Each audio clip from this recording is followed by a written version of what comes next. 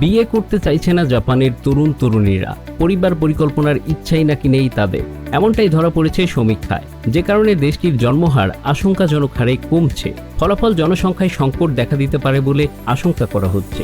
আর এ নিয়ে চিন্তার শেষ নেই জাপান সরকারের।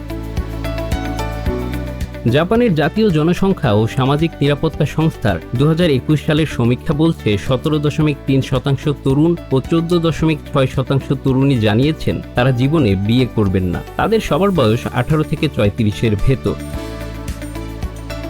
জাপানের স্বাস্থ্য মন্ত্রণালয়ের সমীক্ষা বলছে 2021-এ সে দেশের জন্মহার 8,05,000। 2020-এ দেশটিতে জন্মহার ছিল 8,40,732, যা কিনা 2019 সালের চেয়ে 2.8% কম। তরুণ তরুণীদের এমন নীতির কারণে দেশটিতে দ্রুত প্রবীণ লোকের সংখ্যা বাড়ছে। এমনিতেই দেশটিতে সবচেয়ে বেশি প্রবীণ মানুষ বাস করে।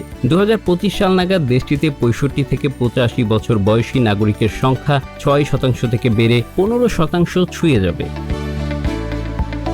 বিয়ে না করার কারণ হিসেবে ওইসব তরুণীরা বলছে তাদের নিজেদের সিঙ্গেল জীবন উপভোগ করতে চান, নিজেদের ব্যক্তি স্বাধীনতায় কোনো ছাড় দিতে চান না, আর সেই সাথে সাথে পেশায় উন্নতি করতে চান।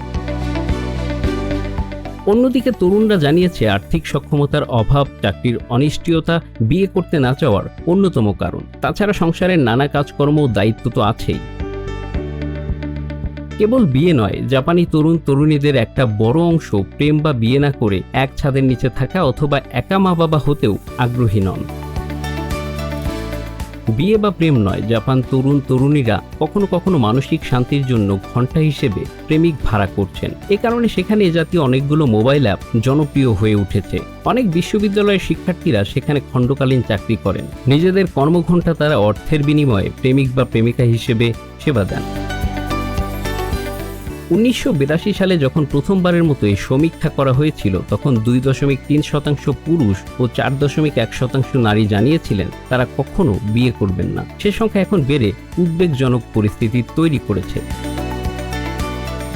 এমন প্রতিবেদনে আশঙ্কা প্রকাশ করেছেন জাপান সরকারের বাণিজ্য মন্ত্রণালয়ের বিশ্লেষকরা। তারা জানিয়েছেন এতে জনসংখ্যা বৃদ্ধির হার কমে যাবে, অর্থনীতির উপর মারাত্মক প্রভাব ফেলবে। বিয়েতে তরুণদের আগ্রহী করতে জাপান সরকার ইতিমধ্যে সপ্তাহে 3 দিন কাজ আর 4 দিন ছুটি নিতে উৎসাহিত করছে। নারী, বিশেষ করে মায়েদের কর্মঘণ্টা কমিয়ে আনতে বলা হয়েছে। সন্তান নিতে উৎসাহ দিতে অতিরিক্ত 48,000 ইয়েন দেওয়ার ঘোষণা করেছে জাপান সরকার। যারা বাবা মা হবেন তাদের বছরে প্রায় 5 লাখ ইয়েনও দেওয়া হবে বলে জানানো হয়েছে সরকারি তরফে। শুধু জাপানই নয়, বিগত কয়েক বছরে একইভাবে চীন ও দক্ষিণ কোরিয়ার জন্মহারও কমেছে। Bangla affairs news desk.